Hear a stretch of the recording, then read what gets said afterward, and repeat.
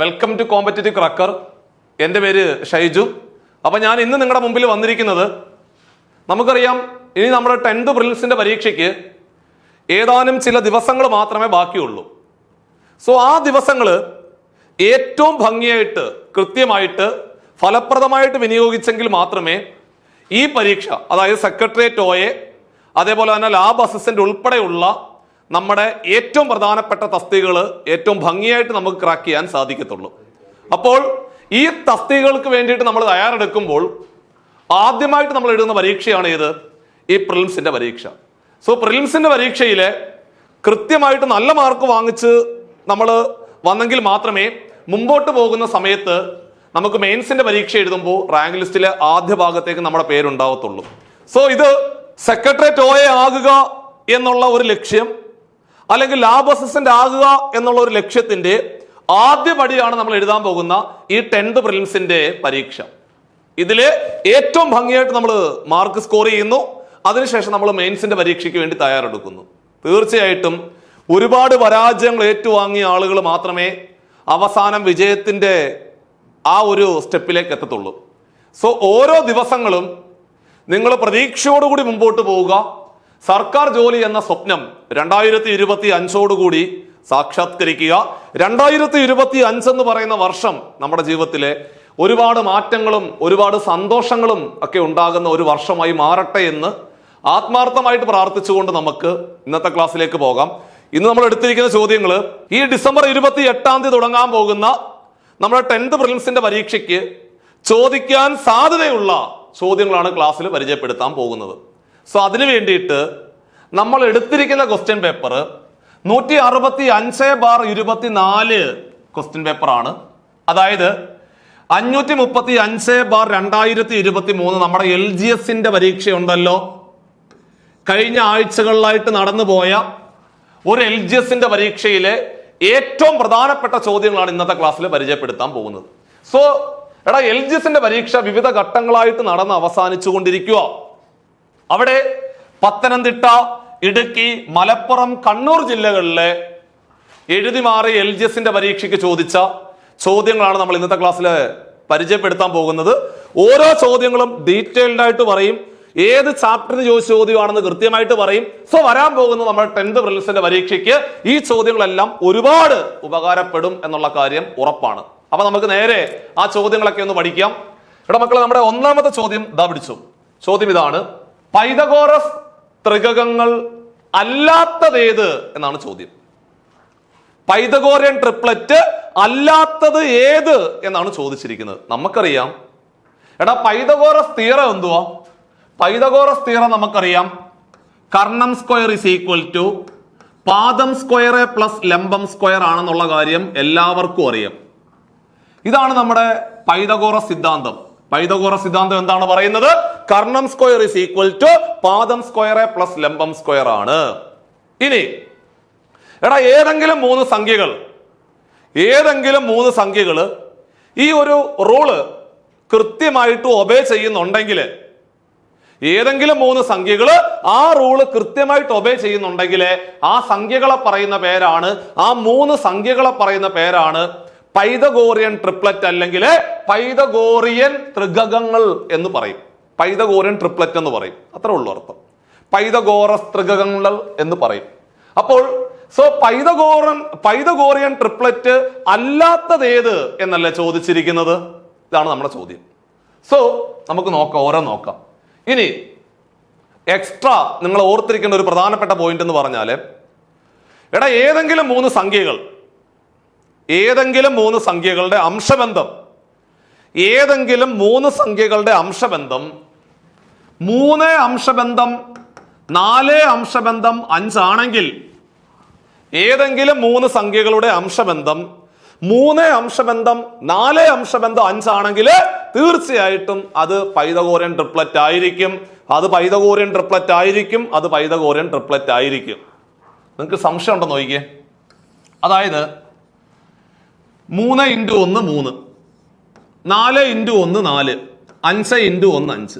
അതായത് 3ഉം 4ഉം 5ഉം ചേർത്തൊരു ത്രികോണം വരയ്ക്കുവാണെങ്കിൽ തീർച്ചയായിട്ടും അത് മട്ടത്രികോണം അല്ലെങ്കിൽ റൈറ്റ് ട്രയാങ്കിൾ ആയിരിക്കും.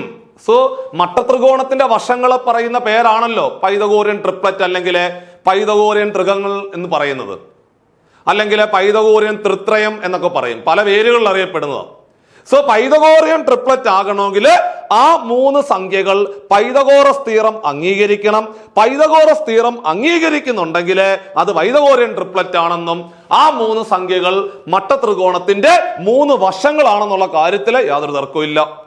സോ അങ്ങനെയാണെങ്കിൽ 3, 4, 5 ആണെങ്കിൽ അത് പൈതഗോറിയൻ ട്രിപ്ലറ്റാ. അതേപോലെ 3, 2, 6, 4, 2, 8, 5, 2, 10, 6, 8, 10 വരുവാണെങ്കിൽ പൈതഗോറിയൻ ട്രിപ്ലറ്റ് ആണ്, പൈതഗോറിയൻ ട്രിപ്ലറ്റ് ആണ്. അതേപോലെ 3, 3, 9, 4, 3, 12, 5, 3, 15, 9, 12, 15 വരുവാണെങ്കിൽ പൈതഗോറിയൻ ട്രിപ്ലറ്റ് ആണ്. അതേപോലെ 3, 4, 12, 4, 16, 5, 4, 20, 12, 16, 20 വന്നാലും അതും പൈതഗോറിയൻ ട്രിപ്ലറ്റ് ആണ്, അതും പൈതഗോറിയൻ ട്രിപ്ലറ്റ് ആണ്. ചുരുക്കി പറഞ്ഞാല് ഏതെങ്കിലും 3 സംഖ്യകളുടെ അംശബന്ധം എടുക്കുമ്പോൾ 3 അംശബന്ധം 4 അംശബന്ധം 5 വരുന്നുണ്ടെങ്കിൽ അത് തീർച്ചയായിട്ടും പൈതഗോറിയൻ ട്രിപ്ലറ്റ് ആണ് എന്ന് വൃത്തിയായിട്ട് മനസ്സിലാക്കി വെക്കണം. ഇനി 3 സംഖ്യകളുടെ അംശബന്ധം എടുക്കുമ്പോൾ 3 അംശബന്ധം 4 അംശബന്ധം 5 വന്നെങ്കിൽ മാത്രമേ പൈതഗോറിയൻ ട്രിപ്ലറ്റ് ആകത്തുള്ളൂ എന്ന് ചോദിച്ചാൽ അങ്ങനല്ല. 3 അംശബന്ധം 4 അംശബന്ധം 5 വരുവാണെങ്കിൽ തീർച്ചയായിട്ടും പൈതഗോറിയൻ ട്രിപ്ലറ്റ് ആയിരിക്കും. അതാണ് കൂടുതലും പരീക്ഷയ്ക്ക് ചോദിക്കുന്നത്, അതാണ് പറഞ്ഞത്. സോ അങ്ങനെയാണെങ്കിൽ നോക്കിക്കേ, ഇതിനകത്ത് നോക്കിക്കോണേ, 3, 4, 5 പൈതഗോറിയൻ ട്രിപ്ലറ്റ് ആണല്ലോ, ആണ് പൈതഗോറിയൻ ട്രിപ്ലറ്റ് ആണ്. അതേപോലെ ബാക്കിയുള്ള സംഖ്യകൾ നോക്കുമ്പോഴത്തേക്ക് 6, 8, 10 ഉണ്ടോ? ഇല്ല. 9, 12, 15 ഉണ്ടോ? ഇല്ല. 12, 16, 20 ഉണ്ടോ? ബാക്കിയുള്ളതൊന്നും കാണുന്നില്ല. ഓക്കെ, അപ്പൊ നമ്മൾ റൂൾ അങ്ങോട്ട് അപ്ലൈ ചെയ്യുക, പടപടാ റൂൾ അങ്ങോട്ട് അപ്ലൈ ചെയ്താട്ടെ. ഇനി 3, 7, 8 ഇത് പൈതഗോറിയൻ ട്രിപ്ലറ്റ് ആണോ എന്നാണ് ചോദ്യം. ആണോ അല്ലയോ എന്നുള്ളതല്ലേ, ഓപ്ഷൻ എ അല്ലേ. അപ്പോൾ നമുക്കറിയാം ഒരു മട്ടത്രികോണത്തിന്റെ ഏറ്റവും നീളം കൂടിയ വശത്തിനെ പറയുന്ന പേരെന്തുവാ? കർണമല്ലേ. ഒരു മട്ടത്രികോണത്തിന്റെ ഏറ്റവും നീളം കൂടിയ വശത്തിനെ പറയുന്ന പേരാണ് കർണം. സോ അങ്ങനാണെങ്കിൽ ഇവിടെ 8നെ നമ്മൾ കർണമായിട്ട് പരിഗണിച്ചു. സോ കർണത്തിന്റെ സ്ക്വയർ, 8ന്റെ സ്ക്വയർ എത്ര? 8ന്റെ സ്ക്വയർ 64 ആണെന്ന് മനസ്സിലായില്ലേ. അതേപോലെ 7ന്റെ സ്ക്വയർ എത്ര? 7ന്റെ സ്ക്വയർ 49 ആണ്. 3ന്റെ സ്ക്വയർ 9 ആണ്. അതായത് പാദം സ്ക്വയറും ലംബം സ്ക്വയറും കൂടെ കൂട്ടുമ്പോൾ കർണം സ്ക്വയർ കിട്ടുന്നുണ്ടെങ്കിൽ അത് തീർച്ചയായിട്ടും പൈതഗോറിയൻ ട്രിപ്ലറ്റ് ആണെന്ന് പറയാം. 49ഉം 9ഉം കൂടെ കൂട്ടിയാൽ 64 കിട്ടുമോ? ഇല്ലല്ലോ. അപ്പൊ തീർച്ചയായിട്ടും ഈ 8, 7, 3 എന്തല്ല? പൈതഗോറിയൻ ട്രിപ്ലറ്റ് അല്ല. അതാണ് ചോദിച്ചത്.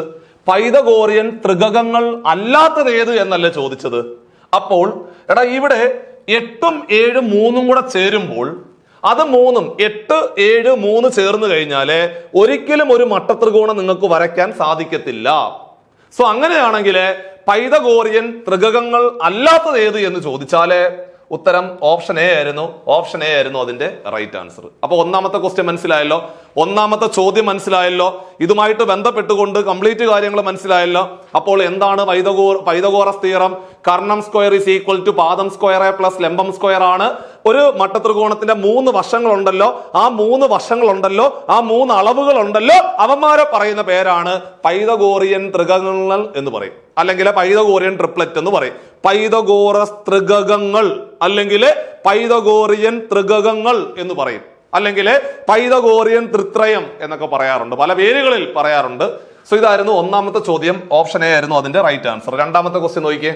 രണ്ടാമത്തെ ചോദ്യം, നമ്മുടെ ചോദ്യം വന്നിരിക്കുന്നത് ബോർഡ് മാസ് എന്ന് പറയുന്ന പാഠഭാഗവുമായി ബന്ധപ്പെട്ട ചോദ്യമാണ്.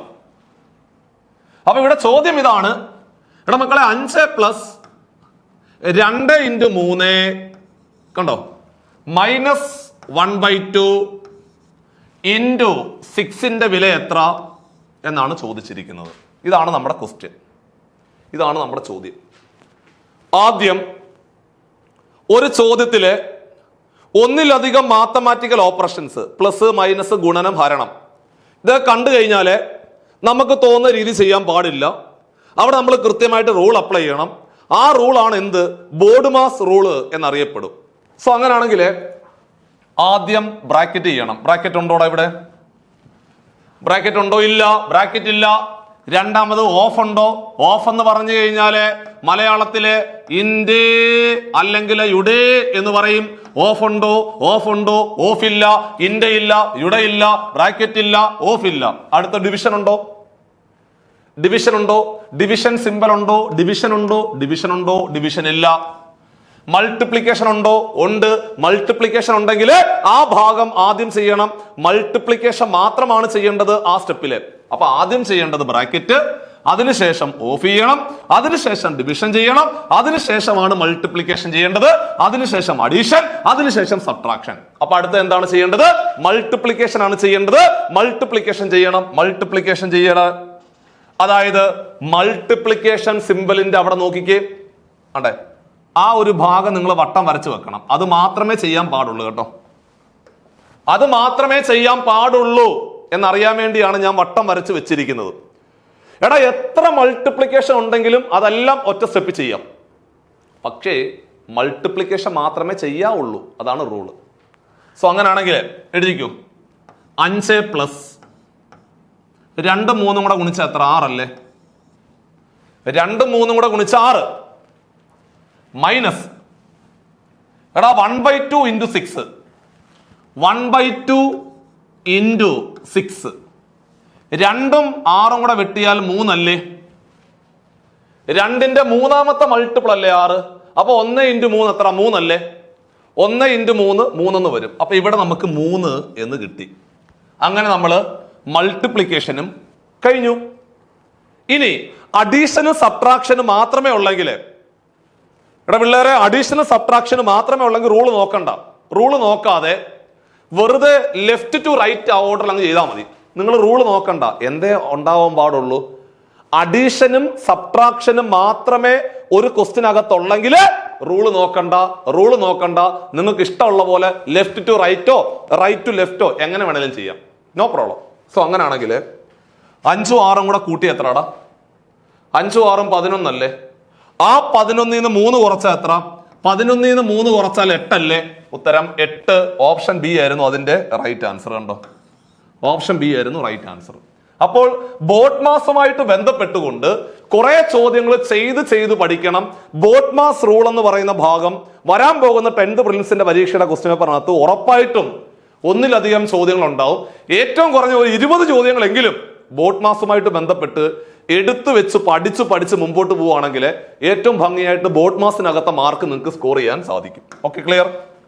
അടുത്തത് എടാ 0.5, 0.25, 0.35 ഈ 3 സംഖ്യകളുടെ ലസാഗു കാണുക. ലസാഗു എന്ന് പറഞ്ഞ അർത്ഥം എന്തുവാ? ലഘുതമ സാധാരണ ഗുണിതം എന്ന് പറഞ്ഞാല് LCM LCM LCM അല്ലേ? LCMന്റെ മലയാളമാണ് ലസാഗു. LCMന്റെ മലയാളമാണ് ലസാഗു. HCF highest common factor. HCFന്റെ മലയാളമാണ് ഉസാഖ, ഉത്തമ സാധാരണ ഘടകം, ഉസാഖ. അപ്പോൾ ഈ 3 സംഖ്യകളുടെ LCM കണ്ടുപിടിക്കണം. ഈ സംഖ്യകളുടെ പ്രത്യേകത എന്തുവാ? എടാ, ഈ സംഖ്യകള് ദശാംശ സംഖ്യകളല്ലേ? ദശാംശ സംഖ്യ എന്ന് പറഞ്ഞ അർത്ഥം എന്തോ? ഡെസിമൽ നമ്പർ അല്ലേ? അപ്പോൾ ദശാംശ സംഖ്യകളാണെങ്കിൽ നിങ്ങൾ ആദ്യം ചെയ്യേണ്ടത് അതിനെ എണ്ണൽ സംഖ്യയാക്കി മാറ്റണം. ആഹാ, എടാ കുറെ ദശാംശ സംഖ്യകൾ തന്നിട്ട് അതിന്റെ LCM കണ്ടുപിടിക്കാൻ ചോദിച്ചാലോ അല്ലെങ്കിൽ HCF കണ്ടുപിടിക്കാൻ ചോദിച്ചാലോ ആദ്യം ചെയ്യേണ്ടത് അതിനെ എണ്ണൽ സംഖ്യകളാക്കി മാറ്റുക, എണ്ണൽ സംഖ്യകളാക്കി മാറ്റുക, എണ്ണൽ സംഖ്യകളാക്കി മാറ്റുക. ഇതാണ് ഒന്നാമത്തെ സ്റ്റെപ്പ്. അപ്പൊ നമുക്ക് ആദ്യം എണ്ണൽ സംഖ്യകളാക്കി മാറ്റാം. എണ്ണൽ സംഖ്യകളാക്കി മാറ്റണമെങ്കിൽ നമ്മൾ സാധാരണ എന്തോ ചെയ്യുന്നത്? സാധാരണ ദശാംശ സംഖ്യകളെ എണ്ണൽ സംഖ്യകളാക്കി മാറ്റണമെങ്കിൽ ഒന്നുകിൽ 10 കൊണ്ട് ഗുണിക്കും, അല്ലെങ്കിൽ 100 കൊണ്ട് ഗുണിക്കും, അല്ലെങ്കിൽ 1000 കൊണ്ട് ഗുണിക്കും. അത് 0ന്റെ എണ്ണം അനുസരിച്ചാണ്. അതായത് ദശാംശ സംഖ്യകളുടെ എണ്ണം 1 ആണെങ്കിൽ 10 കൊണ്ട് ഗുണിച്ചാൽ മതി. എടാ 2 ദശാംശ സ്ഥാനം ഉണ്ടെങ്കിൽ 100 കൊണ്ട് ഗുണിക്കുക. 3 ദശാംശ സ്ഥാനം ഉണ്ടെങ്കിൽ 1000 കൊണ്ട് ഗുണിക്കണം അല്ലെ? അങ്ങനല്ലേ ചെറിയ ക്ലാസ് മുതലേ പഠിച്ചു വെച്ചിരിക്കുന്നത്. ഏതെങ്കിലും ഒരു സംഖ്യയ്ക്ക് ഒരു ദശാംശ സ്ഥാനമേ ഉള്ളെങ്കിൽ 10 കൊണ്ട് ഗുണിക്കുക, 2 ദശാംശ സ്ഥാനം ഉണ്ടെങ്കിൽ 100 കൊണ്ട് ഗുണിക്കുക, 3 ദശാംശ സ്ഥാനം ഉണ്ടെങ്കിൽ 1000 കൊണ്ട് ഗുണിക്കുക എന്നുള്ളതാണ് കോൺസെപ്റ്റ്. സോ അങ്ങനെയാണെങ്കിൽ ഇവിടെ 1 ദശാംശം, ഇവിടെ 2, ഇവിടെ 2. സ്വാഭാവികമായിട്ട് നിങ്ങൾ വിചാരിക്കും സാറേ ആദ്യത്തെ സംഖ്യ 10 കൊണ്ട് ഗുണിച്ച് പിന്നെ അതിനെ 100 അങ്ങനെ പോരെ. അങ്ങനെ പറ്റത്തില്ലടാ. നിങ്ങൾ എന്താണോ ചെയ്യുന്നത് അത് എല്ലായിടത്തും ഒരുപോലെ ചെയ്യണം. നിങ്ങൾ 10 കൊണ്ടാണ് ഗുണിക്കുന്നെങ്കിൽ എല്ലാവരെയും 10 കൊണ്ട് ഗുണിക്കണം. നിങ്ങൾ 100 കൊണ്ടാണ് ഗുണിക്കുന്നെങ്കിൽ എല്ലാവന്മാരെയും 100 കൊണ്ട് ഗുണിക്കണം. നിങ്ങൾ എപ്പോഴും നോക്കേണ്ടത് ഏറ്റവും കൂടുതൽ ദശാംശ സ്ഥാനം എവിടെ നോക്കുക. എടാ ഏറ്റവും കൂടുതലാണ് പരിഗണിക്കേണ്ടത്, ഏറ്റവും കൂടുതലാണ് പരിഗണിക്കേണ്ടത്. അപ്പൊ ഇവിടെ 2 അല്ലേ കൂടുതൽ, അപ്പൊ 2 അല്ലേ കൂടുതൽ. അപ്പൊ എല്ലാവരെയും 100 കൊണ്ട് ഗുണിക്കുക, വേറൊന്നും ആലോചിക്കേണ്ട. എല്ലാവരെയും 100 കൊണ്ട് ഗുണിക്കുക, എല്ലാവരെയും 100 കൊണ്ട് ഗുണിക്കുക. നോക്കിക്കോ, ഇവനെയും 100 കൊണ്ട് ഗുണിക്കുക, അതേപോലെ ഇയാളെയും 100 കൊണ്ട് ഗുണിക്കുക, അതേപോലെ ഇയാളെയും 100 കൊണ്ട് ഗുണിക്കുക. എല്ലാവരെയും 100 കൊണ്ട് ഗുണിക്കുക, എല്ലാവരെയും 100 കൊണ്ട് ഗുണിക്കുക, എല്ലാവരെയും 100 കൊണ്ട് ഗുണിക്കുക. 0.5നെ 100 കൊണ്ട് ഗുണിച്ചാൽ എടാ ഒരു സംഖ്യയെ 100 കൊണ്ട് ഗുണിക്കുക 2 തവണ 10 കൊണ്ട് ഗുണിച്ചാൽ പോരെ. ഏതെങ്കിലും ഒരു സംഖ്യയെ 100 കൊണ്ട് ഗുണിക്കുന്നതിന് പകരം 2 തവണ 10 കൊണ്ട് ഗുണിച്ചാലും പോരെ, മതി. അങ്ങനാണെങ്കിൽ 0.5നെ 10 കൊണ്ട് ഗുണിച്ചാൽ എത്ര? എടാ 0.5നെ 10 കൊണ്ട് ഗുണിച്ചാൽ 5 എന്ന് വരും. പിന്നെ ഒരു 10 കൊണ്ട് ഗുണിച്ചാലോ 50 എന്ന് വരും അല്ലേ. 0.5നെ ആദ്യം 10 കൊണ്ട് ഗുണിച്ച 5, ആ 5നെ വീണ്ടും 10 കൊണ്ട് ഗുണിച്ചാൽ 5 × 10 50 സെറ്റ്. ഇനി 0.25നെ 100 കൊണ്ട് ഗുണിച്ചാലോ 2 ദശാംശ സ്ഥാനം അങ്ങ് ഒഴിവായി അടിപൊളി സംഖ്യയായിട്ട് മാറും, വേറെ പ്രശ്നമൊന്നുമില്ല. അപ്പോൾ 0.25നെ 100 കൊണ്ട് ഗുണിച്ചാല് 25 എന്ന് വരും, സെറ്റ്. 0.35നെ 100 കൊണ്ട് ഗുണിച്ചാലോ 0.35നെ 100 കൊണ്ട് ഗുണിച്ചാല് കറക്റ്റ് 35 എന്ന് വരും, കണ്ടോ. എന്നിട്ട് ഇപ്പോൾ കിട്ടിയ ഈ 3 സംഖ്യകളില്ലേടാ, അതിന്റെ LCM കണ്ടുപിടിക്കുക, വേറെ ഒന്നും ആലോചിക്കേണ്ട. അതിന്റെ LCM കണ്ടുപിടിക്കുക, അതിന്റെ LCM കണ്ടുപിടിക്കുക, അതിന്റെ LCM കണ്ടുപിടിക്കുക. ഏതിന്റെയൊക്കെയാ? 25, 50, 35 അല്ലെങ്കിൽ 25, 35, 50ന്റെ LCM കണ്ടുപിടിക്കുക, LCM കണ്ടുപിടിക്കുക. LCM കണ്ടുപിടിക്കുന്ന പരിപാടിയാണ് ഘടകക്രിയ, ഫാക്ടറൈസേഷൻ. ഘടകക്രിയ എത്ര കൊണ്ട് ചെയ്യാവടാ? 5 കൊണ്ട് ചെയ്യാം. 5 കൊണ്ട് ചെയ്യുക. 5 കൊണ്ട് ചെയ്യുക എന്ന് പറഞ്ഞ അർത്ഥം 5 കൊണ്ട് ഹരിക്കുക. 25നെ 5 കൊണ്ട് ഹരിച്ച 5, 35നെ 5 കൊണ്ട് ഹരിച്ച 7, 50നെ 5 കൊണ്ട് ഹരിച്ചാൽ 10. കണ്ടോ, 5, 7, 10. അതായത് ഘടകക്രിയ എന്ന് പറഞ്ഞ അർത്ഥം ഹരിക്കുക എന്നാണ് അർത്ഥം. അപ്പോൾ 5 കൊണ്ട് ഘടകക്രിയ എന്ന് പറഞ്ഞാൽ 5 കൊണ്ട് ഹരിക്കുക എന്നാണ് അർത്ഥം. എടാ ഇവിടെ ഈ 5ഉം 10ഉം 5 കൊണ്ട് ഹരിച്ചൂടെ? അല്ലെങ്കിൽ 5 കൊണ്ട് ഘടകക്രിയ, 5നെ 5 കൊണ്ട് ഹരിച്ച 1 ആണ്, 7 അതുപോലെ താത്രയ്ക്ക് 10നെ 5 കൊണ്ട് ഹരിച്ചാലേ 2 വരും, കണ്ടോ. ഇനിയൊന്നുമില്ല, ഘടകക്രിയ ഒന്നുമില്ല, എല്ലാം കൂടെ ഗുണിച്ചാൽ മതി. ഗുണിച്ചാൽ പരിപാടി സെറ്റായി. സോ എല്ലാം കൂടെ ഒന്ന് ഗുണിച്ചാട്ടെ, എല്ലാം കൂടെ ഗുണിക്കുക. 5ഉം 5ഉം കൂടെ ഗുണിച്ചാൽ എത്ര? 5 × 5 25 ആണ്. എടാ മക്കളെ 25ഉം 2ഉം കൂടെ ഗുണിച്ചാൽ എത്ര? 25 × 2 50 എന്ന് വരും. ആ 50നെ 7 കൊണ്ട് ഗുണിക്കുക. 50 × 7, 7 5 35, 350 എന്ന് വരും, കണ്ടോ. എല്ലാം കൂടെ ഗുണിക്കുക 350 ആണ് വന്നത്. ഇങ്ങനെ ഒരു ആൻസർ കിട്ടാൻ വേണ്ടി 5 5 25, 25 × 2 50, 50നെ 7 കൊണ്ട് ഗുണിച്ചാൽ 7 5 35, 350 വന്നു. ഇങ്ങനെ ഒരു ആൻസർ കിട്ടാൻ വേണ്ടിയിട്ട് നമ്മൾ എന്താണ് ചെയ്തത്? മുകളിൽ എല്ലാവരെയും 100 കൊണ്ട് ഗുണിച്ചില്ലേ? ഇങ്ങനെ ഒരു ആൻസർ കിട്ടാൻ വേണ്ടി നമ്മൾ എന്താണ് ചെയ്തത്? മുകളിൽ എല്ലാവരെയും 100 കൊണ്ട് ഗുണിച്ചു. അങ്ങനെയാണെങ്കിൽ അതിന്റെ റിവേഴ്സ് താഴെ ചെയ്യണം. എന്ത് ചെയ്യണം? മുകളിൽ 100 കൊണ്ടാണ് ഗുണിച്ചതെങ്കിൽ താഴെ 100 കൊണ്ട് ഹരിക്കുക, 100 കൊണ്ട് ഹരിക്കുക, 100 കൊണ്ട് ഹരിക്കുക. ഒരു സംഖ്യ 100 കൊണ്ട് ഹരിക്കുക എന്ത് ചെയ്താൽ മതി? ഒരു സംഖ്യ 100 കൊണ്ട് ഹരിക്കാന് 2 സ്ഥാനം ഇടത്തോട്ട് മാറ്റി കുത്തിയാൽ മതി. 2 സ്ഥാനം ഇടത്തോട്ട് മാറ്റി കുത്തുവാണെങ്കിൽ 3.5 എന്ന് വരും ഉത്തരം. 3.5. 350നെ 100 കൊണ്ട് ഹരിച്ചാല് 3.5 എന്ന് വരും ആൻസർ. അപ്പൊ ഇവിടെ 3.5 എന്നുള്ളതായിരുന്നു ശരിയായ ഉത്തരം.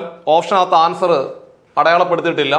സോ അതുകൊണ്ട് ആ ക്വസ്റ്റ്യൻ നമുക്ക് ഡിലീറ്റ് ആയി പോകും. ഉത്തരം 3.5 എന്നുള്ളതായിരുന്നു അതിന്റെ ശരിയായ ഉത്തരം. അപ്പൊ നമുക്ക് അടുത്ത ക്വസ്റ്റ്യനിലേക്ക് പോകാം. അടുത്ത ക്വസ്റ്റ്യൻ നോക്കുക. ചോദ്യം ഇതായിരുന്നു: താഴെ തന്നിരിക്കുന്നവയിൽ വലിയ സംഖ്യ ഏത് എന്നാണ് ചോദിച്ചിരിക്കുന്നത്. കുറെ ഭിന്നസംഖ്യകൾ തന്നിട്ടുണ്ട്. അതിനകത്ത് വലിയ ഭിന്നസംഖ്യ ഏത് എന്നാണ് ചോദിച്ചിരിക്കുന്നത്. തന്നിരിക്കുന്ന 4 ഭിന്നസംഖ്യകൾ നോക്കുവാണെങ്കിൽ അംശം വലുതും ഛേദം ചെറുതുമാണ്. അങ്ങനെ അംശം വലുതും ഛേദം ചെറുതുമാണെങ്കിൽ അത്തരം ഭിന്നസംഖ്യകളെ പറയുന്ന പേരെന്താണ്? വിഷമ ഭിന്നം അല്ലെങ്കിൽ ഇംപ്രോപ്പർ ഫ്രാക്ഷൻ അല്ലെങ്കിൽ വിഷമ ഭിന്നം എന്നാണ് പറയുന്നത്. സോ അങ്ങനെയാണെങ്കിൽ ഇവിടെ നോക്കിക്കേ, 5നെ 3 കൊണ്ട് ഹരിച്ചാല് നമുക്ക് എന്തായാലും 1 പോയിന്റ് സംതിങ് അല്ലേ വരുന്നത്. 5നെ 3 കൊണ്ട് ഹരിക്കുവാണെങ്കിൽ ഒരു 3 ശിഷ്ടം 1 പോയിന്റ് സംതിങ് വരും. അതേപോലെ 13നെ 11 കൊണ്ട് ഹരിച്ചാലും 1 പോയിന്റ് സംതിങ് അല്ലേ വരത്തുള്ളൂ. 13നെ 11 കൊണ്ട് ഹരിച്ചാല് 1 പോയിന്റ് സംതിങ് ആണ് വരുന്നത്. 113നെ 111 കൊണ്ട് ഹരിച്ചാലും 1 പോയിന്റ് സംതിങ് അല്ലേ, കാരണം ഒരു തവണ അല്ലേ അടങ്ങത്തുള്ളൂ. ഇനി 17നെ 5 കൊണ്ട് ഹരിച്ചാൽ 17നെ 5 കൊണ്ട് ഹരിക്കുവാണെങ്കിൽ 3 പോയിന്റ് സംതിങ് വരത്തില്ലേ. 5ന്റെ 3ാമത്തെ മൾട്ടിപ്പിളിനേക്കാൾ കൂടുതലല്ലേ 17. അപ്പൊ തന്നെ നിങ്ങൾ നോക്കിക്കേ, ഏതാ ഏറ്റവും വലുത്? ഏതാ? ഓപ്ഷൻ ഡി അല്ലേ. ഓപ്ഷൻ ഡി ആയിരുന്നു അതിന്റെ റൈറ്റ് ആൻസർ. കാരണം 3 പോയിന്റ് സംതിങ് വരുന്നുണ്ട്, അതുകൊണ്ട് ഓപ്ഷൻ ഡി ആയിരുന്നു അതിന്റെ റൈറ്റ് ആൻസർ. സിമ്പിൾ ആയിട്ട് കിട്ടിയത് കണ്ടോ, അത്രേ ഉള്ളായിരുന്നു. വളരെ എളുപ്പത്തിൽ പറഞ്ഞ് അവസാനിപ്പിക്കാൻ പറ്റിയ സിമ്പിൾ ചോദ്യമാണ് ചോദിച്ചത്. അടുത്തത്, എടാ മക്കളെ, 1.1 ഇൻറ്റു 1.11ന്റെ വില എത്ര എന്നാണ് ചോദിച്ചത്.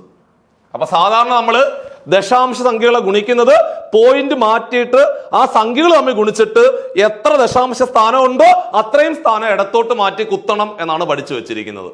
സോ അങ്ങനെയാണെങ്കിൽ എടാ ഇവിടെ ഇതാണ്ടേ, ഈ സംഖ്യക്ക് 1 ദശാംശ സ്ഥാനം, ഈ സംഖ്യക്കോ 2 ദശാംശ സ്ഥാനമാണുള്ളത്. സ്വാഭാവികമായിട്ടും ഗുണിച്ച് കിട്ടുന്ന ഉത്തരത്തില് 2 1 3 ദശാംശ സ്ഥാനം വരത്തില്ലേ?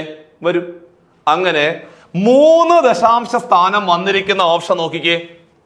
ഇതിനാകെ 2 അല്ലേ ഉള്ളൂ, അപ്പൊ ഇത് ആൻസർ ആയിട്ട് വരത്തില്ല. ഇതിന് 3 ഉണ്ട്, ഇതിനാകെ 1 അല്ലേ ഉള്ളൂ, അത് വരത്തില്ല. ഇതിന് 2 ആണ്, ഇതും വരത്തില്ല. സോ അങ്ങനെയാണെങ്കിൽ ഓപ്ഷൻ ബി ആയിരുന്നു അതിന്റെ റൈറ്റ് ആൻസർ. കാരണം ഗുണിച്ച് കിട്ടുന്ന ഉത്തരത്തിന് സ്വാഭാവികമായിട്ടും 2 1 3 ദശാംശ സ്ഥാനമായിരിക്കും ഉണ്ടാകുന്നത്. അതുകൊണ്ട് 3 ദശാംശ സ്ഥാനം വരുന്ന ഒരേ ഒരു ഓപ്ഷൻ മാത്രമേ ഉള്ളായിരുന്നു, അത് ബി ആയിരുന്നു അവിടുത്തെ ശരിയായ ഉത്തരം. സിമ്പിൾ ആയിട്ട് ക്രാക്ക് ചെയ്യാൻ സാധിച്ചു കണ്ടോ, ഇത്ര ഉള്ളായിരുന്നു പരിപാടി. സോ അങ്ങനെ നമ്മൾ ആദ്യത്തെ 5 ചോദ്യങ്ങൾ ഏറ്റവും ഭംഗിയായിട്ട് പറഞ്ഞ് അവസാനിപ്പിച്ചിരിക്കുകയാണ്. 6ാമത്തെ ക്വസ്റ്റ്യനിലേക്ക് കടക്കാം. അപ്പോൾ 6ാമതായിട്ട് ചോദിച്ച ഈ ചോദ്യം, അതായത് root of x by 221 is equal to 2 ആണെങ്കിൽ എക്സിന്റെ വില എത്ര എന്നാണ് ചോദ്യം. സോ റൂട്ടിനകത്ത് ഇങ്ങനെ ഒരു ചോദ്യം വരുന്ന സമയത്ത് നമ്മൾ ആദ്യം ചെയ്യുന്നത് ആ റൂട്ടിനെ ഒഴിവാക്കാൻ ശ്രമിക്കും. സോ റൂട്ട് ഒഴിവാക്കണമെങ്കിൽ എന്ത് ചെയ്യണം? 2 സൈഡ് ഒരുപോലെ സ്ക്വയർ ചെയ്താൽ പോരേടാ. സോ അങ്ങനെയാണെങ്കിൽ ഈ 2 വശങ്ങളും ഒരുപോലെ അങ്ങ് സ്ക്വയർ ചെയ്യുവാണെങ്കിൽ, ഇത് നമ്മൾ സ്ക്വയർ ചെയ്തു, അതേപോലെ ഇതും നമ്മൾ അങ്ങ് സ്ക്വയർ ചെയ്തു. സോ അങ്ങനെ സ്ക്വയർ ചെയ്താൽ സ്ക്വയർ റൂട്ടും സ്ക്വയറും കൂടെ ക്യാൻസൽ ആയി പോയി. അപ്പൊ അവിടെ എന്താ വരും? കാരണം സ്ക്വയർ റൂട്ട് സ്ക്വയറൂടെ ക്യാൻസൽ ചെയ്ത് കളയാൻ പറ്റും. സോ അങ്ങനെയാണെങ്കിൽ ഇവിടെ വരുന്നത് എക്സ് ഡിവൈഡഡ് ബൈ 221 എന്ന് വരും. വലതുവശത്ത് 2ന്റെ സ്ക്വയർ 4 അല്ലേ, 4 എന്ന് വരും. ഇടതുവശത്ത് തന്നെ വന്നു, ഇടതുവശം റൂട്ടുള്ള ഒരു സംഖ്യയായിരുന്നു. സോ റൂട്ട് കളയാൻ വേണ്ടി നമ്മൾ സ്ക്വയർ ചെയ്തു. സോ ഇവിടെ നമ്മൾ എന്താണോ ചെയ്യുന്നത് അത് തന്നെ അപ്പുറം ചെയ്തു കഴിഞ്ഞാൽ ഒരു പ്രശ്നമില്ല. അപ്പൊ ഇടതുവശം നമ്മൾ സ്ക്വയർ ചെയ്തപ്പോൾ വലതുവശം അതുപോലെ തന്നെ സ്ക്വയർ ചെയ്തു. അപ്പൊ സ്ക്വയർ റൂട്ടും സ്ക്വയറൂടെ ക്യാൻസൽ ആയി. എക്സ് ബൈ 221 കിട്ടി. വലതുവശം 2ന്റെ സ്ക്വയർ എത്ര? 2ന്റെ സ്ക്വയർ അല്ലെങ്കിൽ 2ന്റെ വർഗം 4 അല്ലേ. സോ ഇനി എക്സിന്റെ വില കണ്ടുപിടിക്കാൻ ക്രോസ് ആയിട്ട് ഗുണിച്ചാൽ പോരേടാ. സോ ക്രോസ് ആയിട്ട് ഗുണിച്ച x into 1 x is equal to 221നെ 4 കൊണ്ട് ഗുണിച്ചാൽ 221നെ 4 കൊണ്ട് ഗുണിക്കുവാണെങ്കിൽ 1 4 4 4 2 8 4 2 8 884 എന്ന് വരും. അതായത് ഓപ്ഷൻ ഡി ആയിരുന്നു അതിന്റെ റൈറ്റ് ആൻസർ. ഓപ്ഷൻ ഡി ആയിരുന്നു അതിന്റെ റൈറ്റ് ആൻസർ. അപ്പൊ നമ്മൾ ഇന്നത്തെ ക്ലാസ്സിലെ നമ്മുടെ കഴിഞ്ഞുപോയ LGSന്റെ 2ാം ഘട്ട പരീക്ഷയ്ക്ക് ചോദിച്ച ഏതാനും ചില ചോദ്യങ്ങളാണ് ക്ലാസ്സിൽ പരിചയപ്പെടുത്തിയത്. സോ ഇത്തരത്തില് വരാൻ പോകുന്ന നമ്മുടെ 10th പ്രിലിംസ് ഇനി ഏകദേശം കുറച്ച് ദിവസങ്ങൾ മാത്രമേ ബാക്കിയുള്ളൂ. സോ ഇതിനു വേണ്ടിയിട്ട് ഒരു കലാശക്കൊട്ട് നമുക്ക് നടത്തണം. അതായത് ഏറ്റവും പ്രധാനപ്പെട്ട ചോദ്യങ്ങൾ മാത്രം പഠിപ്പിച്ചുകൊണ്ട് ഏറ്റവും ഭംഗിയായിട്ട് ഒരു പുതിയൊരു ബാച്ച് സ്റ്റാർട്ട് ചെയ്യാൻ പോവുക. സോ ഈ ഒരു ബാച്ചിന്റെ പ്രത്യേകത ഏറ്റവും പ്രധാനപ്പെട്ട കാര്യങ്ങൾ മാത്രം പരിചയപ്പെടുത്താൻ വേണ്ടിയിട്ടുള്ള ഒരു പുതിയ ബാച്ചാണ്. സോ കാരണം വിരലുള്ള ദിവസങ്ങൾ മാത്രമേ നമ്മുടെ മുമ്പിലുള്ളൂ. സോ അവിടെ നമ്മൾ ഡീറ്റെയിൽഡ് ആയിട്ട് പഠിക്കാനുള്ള സമയമില്ല. ഏറ്റവും പ്രധാനപ്പെട്ട ഹോട്ട് ടോപ്പിക്കുകൾ 2021 മുതൽ 2024 വരെ 10th ലെവൽ പരീക്ഷകളിൽ ചോദിച്ചു മാറിയ ഏറ്റവും പ്രധാനപ്പെട്ട കുറെ ആവർത്തിച്ചു പോയ കുറെ ടോപ്പിക്കുകളുണ്ട്. സോ ആ ടോപ്പിക്കുകൾ നിങ്ങളെ കൃത്യമായിട്ട് പരിചയപ്പെടുത്തുക എന്നുള്ള മിഷനോട് കൂടി നമ്മൾ 2024 നമ്മൾ എഴുതാൻ പോകുന്ന ഈ ഒരു വർഷത്തിൽ നമ്മൾ എഴുതാൻ പോകുന്ന 10th പ്രിലിംസിന്റെ പരീക്ഷയ്ക്ക് വേണ്ടിയിട്ട് ഏറ്റവും പുതിയ ഒരു കലാശക്കൊട്ട് എന്ന് പറയുന്ന ഒരു ബാച്ച് നമ്മൾ സ്റ്റാർട്ട് ചെയ്തിട്ടുണ്ട്. ഏറ്റവും പ്രധാനപ്പെട്ട കാര്യങ്ങളെ ലൈവ് ക്ലാസ്സുകളിൽ കൂടിയും റെക്കോർഡ് ക്ലാസ്സുകളിൽ കൂടിയും PDF മെറ്റീരിയൽ കൂടിയും ഒരു മോഡൽ എക്സാമുകളൊക്കെ നടത്തി സ്ഥിരമായിട്ട് എക്സാമുകളൊക്കെ നടത്തി ഏറ്റവും പ്രധാനപ്പെട്ട കാര്യങ്ങൾ ഏറ്റവും ഭംഗിയായിട്ട് നിങ്ങളെ പഠിപ്പിച്ചുകൊണ്ട് ഇനിയുള്ള ദിവസങ്ങൾ പ്രയോജനപ്പെടുത്തുവാൻ വേണ്ടിയിട്ടാണ് ഈ ബാച്ച് നമ്മൾ സ്റ്റാർട്ട് ചെയ്തിരിക്കുന്നത്. സോ പ്രയോജനപ്പെടുത്തുക. സോ ഈ ഒരു ബാച്ചിലെ ഏറ്റവും വലിയ പ്രത്യേകത ഏറ്റവും പ്രധാനപ്പെട്ട കാര്യങ്ങൾ മാത്രമേ നമ്മൾ പഠിപ്പിക്കുന്നുള്ളൂ. ഒരു കലാശക്കൊട്ട് പോലെയാണ് ഈ ബാച്ചിന്റെ പ്രത്യേകത. സോ പരമാവധി പ്രയോജനപ്പെടുത്തി എടുക്കാവുന്നതാണ്. സോ ഇവിടെ ബോർഡ് നമ്പറിൽ നിങ്ങൾക്ക് കോൺടാക്ട് ചെയ്യാം. 8590202323 എന്ന് പറഞ്ഞ നമ്പറിൽ കോൺടാക്ട് ചെയ്യുവാണെങ്കിൽ ഈ ബാച്ചിൽ നിങ്ങൾക്ക് അഡ്മിഷൻ എടുക്കാവുന്നതാണ്. ഏറ്റവും പ്രധാനപ്പെട്ട കാര്യങ്ങൾ ഏറ്റവും ഭംഗിയായിട്ട് പറഞ്ഞാണ് നമ്മൾ ആ ഒരു ബാച്ച് അവസാനിപ്പിക്കുന്നത്. ആ ഒരു സാധ്യത കൂടി നിങ്ങൾ എന്ത് ചെയ്യണം, പ്രയോജനപ്പെടുത്തണം എന്ന് ഇവിടെ റിക്വസ്റ്റ് ചെയ്യുവാണ്. സോ നമ്മുടെ ഇന്നത്തെ ക്ലാസ് ഇവിടെ വൈൻഡപ്പ് ചെയ്യുവാണ്. കഴിഞ്ഞു പോയ അതായത് നമ്മുടെ ഈ കഴിഞ്ഞ ആഴ്ചകളിലായിട്ട് നടന്നു മാറിയ LGSന്റെ വിവിധ ഘട്ടങ്ങളിൽ നടന്നുപോയ അതിൽ രണ്ടാമത്തെ ഘട്ടമായ സ്റ്റേജ് 2ൽ നടന്നുപോയ പത്തനംതിട്ടയൊക്കെ ഉൾപ്പെടെയുള്ള ജില്ലകളിൽ നടന്നുപോയ LGSന്റെ പരീക്ഷയ്ക്ക് മാത്സിനകത്ത് ചോദിച്ച കുറെ നല്ല ചോദ്യങ്ങളാണ് ക്ലാസ്സിൽ പരിചയപ്പെടുത്തിയത്. സോ ഇതിന്റെ ബാക്കിയായിട്ട് നമുക്ക് അടുത്ത വീഡിയോയിൽ വീണ്ടും കാണാം. സോ നിങ്ങൾക്ക് ഈ വീഡിയോ ഇഷ്ടപ്പെട്ടുവെങ്കിൽ തീർച്ചയായിട്ടും കമന്റ് നിങ്ങൾ താഴെ രേഖപ്പെടുത്തുക. അടുത്തൊരു വീഡിയോയുമായിട്ട് നമുക്ക് വീണ്ടും കാണാം. So take care.